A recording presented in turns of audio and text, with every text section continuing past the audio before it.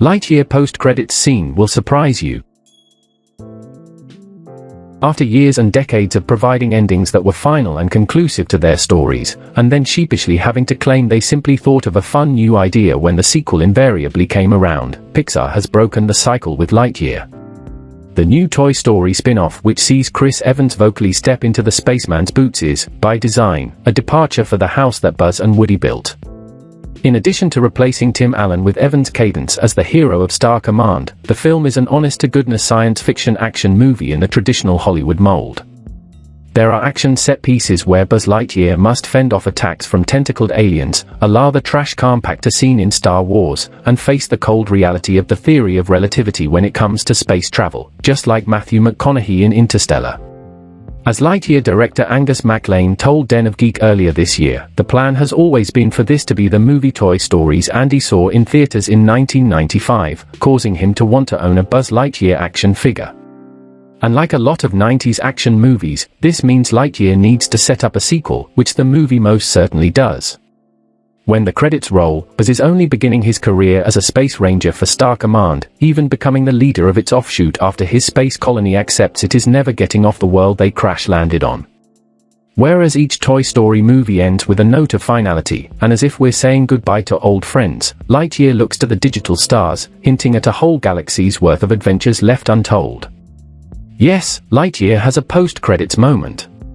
Or mid-credits if we want to get technical. But rather than set up a sequel or tease the possible return of a Zurg, Buzz Lightyear's greatest nemesis who barely had time to make impression in this movie, Lightyear uses its mid-credits moment to call back an old joke. Who is Zurg? We all know who evil Emperor Zurg is in the Toy Story movies, but who is Zurg in Lightyear? The violet villain first mentioned in the very first Toy Story is the sworn enemy of the Galactic Alliance, the Space Rangers, and Buzz Lightyear.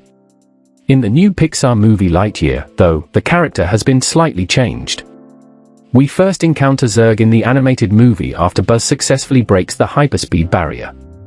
Unfortunately for our favorite Toy Story character, the trip causes time to speed up around Buzz, so when he lands he's in the future, and the planet is under assault from mysterious robots who only say one word, Zurg. Like in the Toy Story movies, Zurg is Buzz Lightyear's arch-nemesis and the main villain of Lightyear. There are, however, several key differences between the Zurg of the Toy Story films and the Zurg in Pixar's most recent movie. The first is that he's never referred to as an evil emperor, instead, he's simply Zurg, and at no point do we see any evidence that this version of the character has established an intergalactic empire.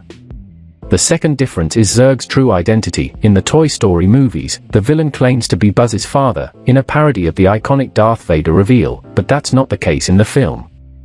In the film, Zurg is revealed to actually be an older version of Buzz, who's traveled back in time to save the crew. Unfortunately, the years haven't been so kind to this Buzz, and he's been driven mad by loneliness and his failure to complete the mission.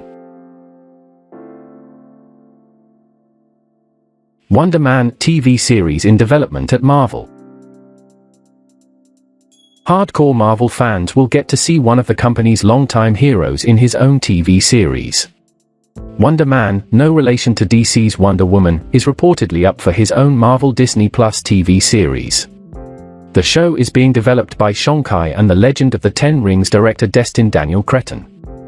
Andrew Guest is the series' head writer and producer. According to Variety, the show will focus on Marvel hero Wonder Man. Which version of Wonder Man is not clear in their report. Wonder Man, aka Simon Williams, was initially an antagonist of the Avengers from the 1960s. His brother, the Marvel character known as Grim Reaper, is another longtime Avengers baddie. In one of his earliest appearances, Williams died.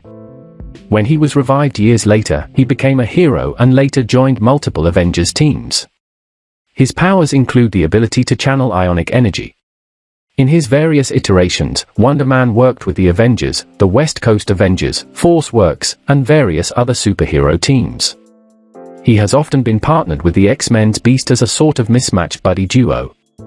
In Marvel Comics, he's also had a long and complicated relationship with Wanda Maximoff, forming a bit of a quirky love triangle with her and Vision.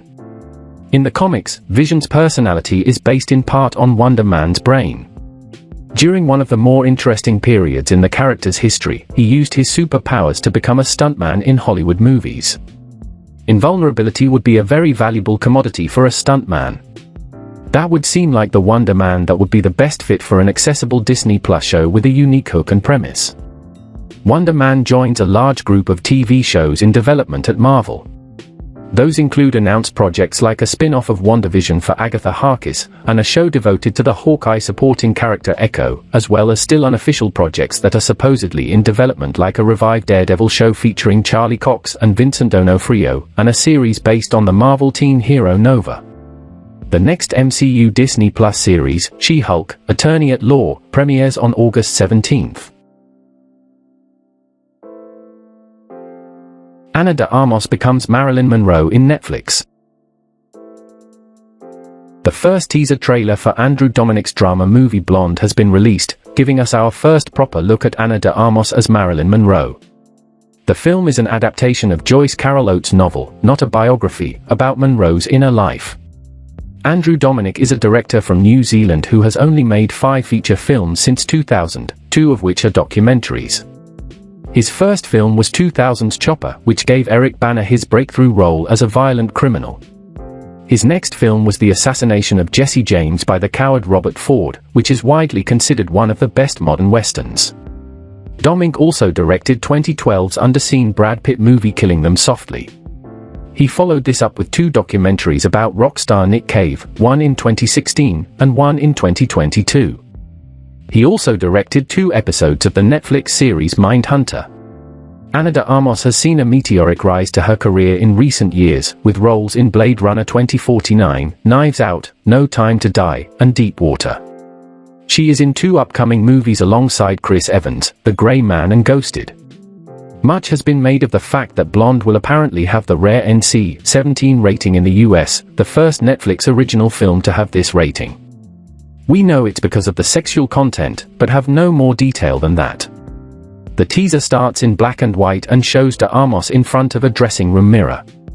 She is crying, praying and saying please come, please don't abandon me, implying that Norma Jean is asking her famous persona of Marilyn Monroe to arrive and inhabit her. Her makeup artist reassures her that she's coming, she's almost here.